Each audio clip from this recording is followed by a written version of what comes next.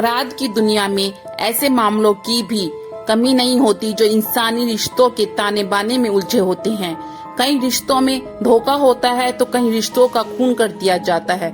कई बार इस तरह के मामले इतने पेचीदा होते हैं कि पुलिस को भी उन्हें सुलझाने के लिए कड़ी मशक्कत करनी पड़ती है।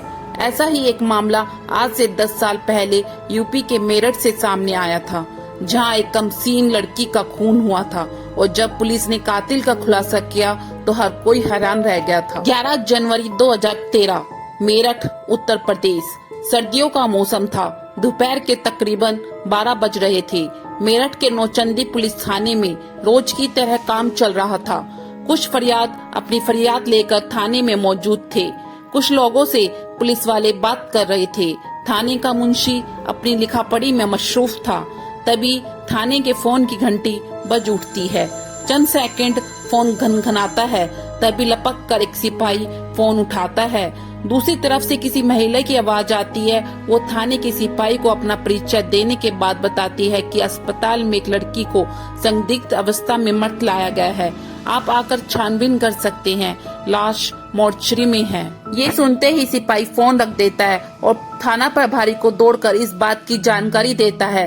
इसके बाद बिना देर किए पुलिस की टीम अस्पताल की तरफ रवाना हो जाती है। महज 15 से 20 मिनट में पुलिस अस्पताल पहुंचती है। पहले पुलिस अस्पताल के इमरजेंसी में जाती है, जहां से पुलिस थाने में कॉल की गई थी। फिर पुलिस की टीम मोर्चरी पहुंचती है, जहां पुलिस के सामने थी एक लड़की की लाश, जिसकी उम्र करीब 23 साल थी। लड़की का नाम प्रीति था। वो मेरठ के साथ श्रीनगर की रहने वाली। इसके बाद पुलिस लड़की के बारे में और जानकारी जुटाती है।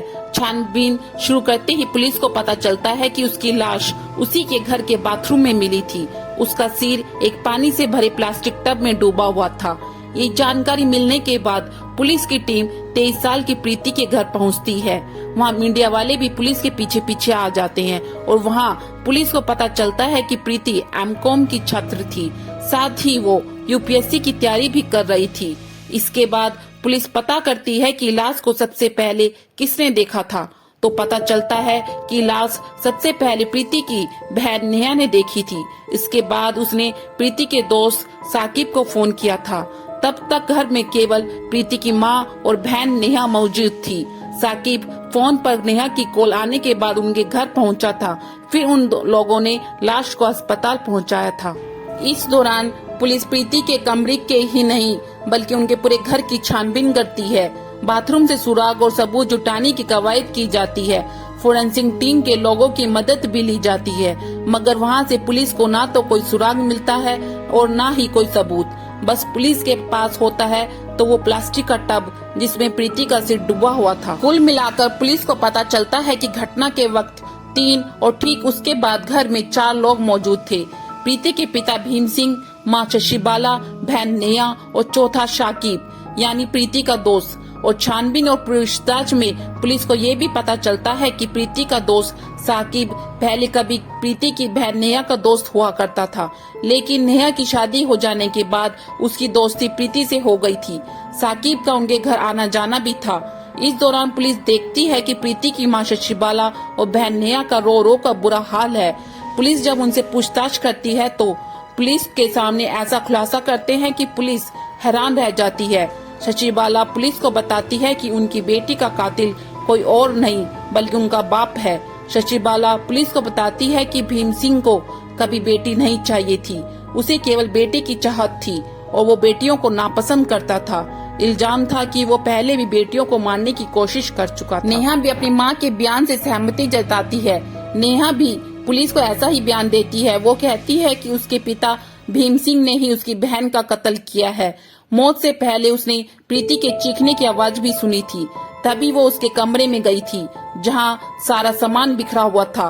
प्रीति बाथरूम में गिरी पड़ी थी। उसका सिर प्लास्टिक के टब में था। अब पुलिस साकिब से पूछताछ करती है। साकिब पुलिस को बताता है कि वारदात के वक्त वो वहाँ मौजूद नहीं था। नेहा ने उसे कॉल करके वहाँ बुलाया था। वो पुलिस को बताता है कि प्रीति की मौत कोई हादसा नहीं बल्कि कत्ल है, जिसे उसके पिता भीम सिंह ने ही अंजाम दिया है। पुलिस घर में मौजूद कई रिश्तेदारों से भी बात करती है और उस वक्त हैरान रह जाती है जब सभी भीम सिंह पर ही हत्या का शक जताते हैं। अब मृतका का पिता भीम सिंह पुलिस के रडार पे आ जाता है। पुलिस उस पर फोकस करती है। 24 घंटे से ज्यादा का वक्त बीत जाता है।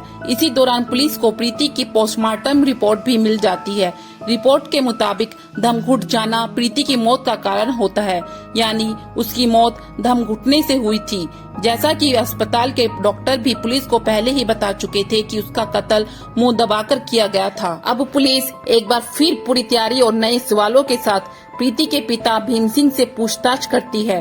पहले तो वो पुलिस के सामने पुरानी हादसे वाली बात दोहराता है, लेकिन जब पुलिस सख्ती करती है तो उसकी जबान पर सच आ ही जाता है। वो पुलिस को जो कहानी सुनाता है उसे सुनकर सब हैरान रह जाते हैं। अपने बयान में वो बताता है कि उसने पहले प्रीति का सिर बेड में दे मारा, जिससे वो बेहोश हो गई, फिर उसका मुंह दबा दिया। इसके बाद वो उसे खींचकर बाथरूम में ले गया और वहाँ पानी से भरे प्लास्टिक टब में प्रीति का सिर डुबो दिया ताकि ये कोई हादसा लगे। अपना गुनाह कबूल करने के बाद भीम सिंह को कोई अफसोस नहीं था। भीम सिंह पुलिस को बताता है कि वो छुट्टी लेकर अपने घर आया हुआ था।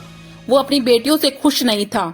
उसे बेटियों को लड़कों से दोस्ती करना भी बिल्कुल पसंद नहीं था। यही वजह थी कि वो साकिब को भी पसंद नहीं करता था, लेकिन उसका उसके घर में आना जाना था।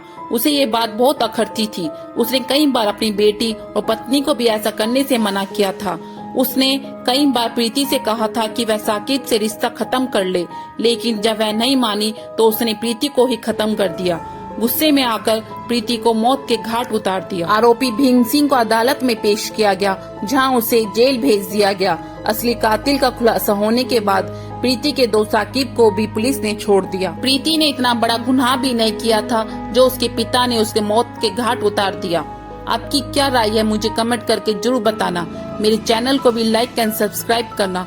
फिर मिलते हैं एक नई क्राइम स्टोरी के साथ। जब तक सतर्क रहें, सावधान रहें।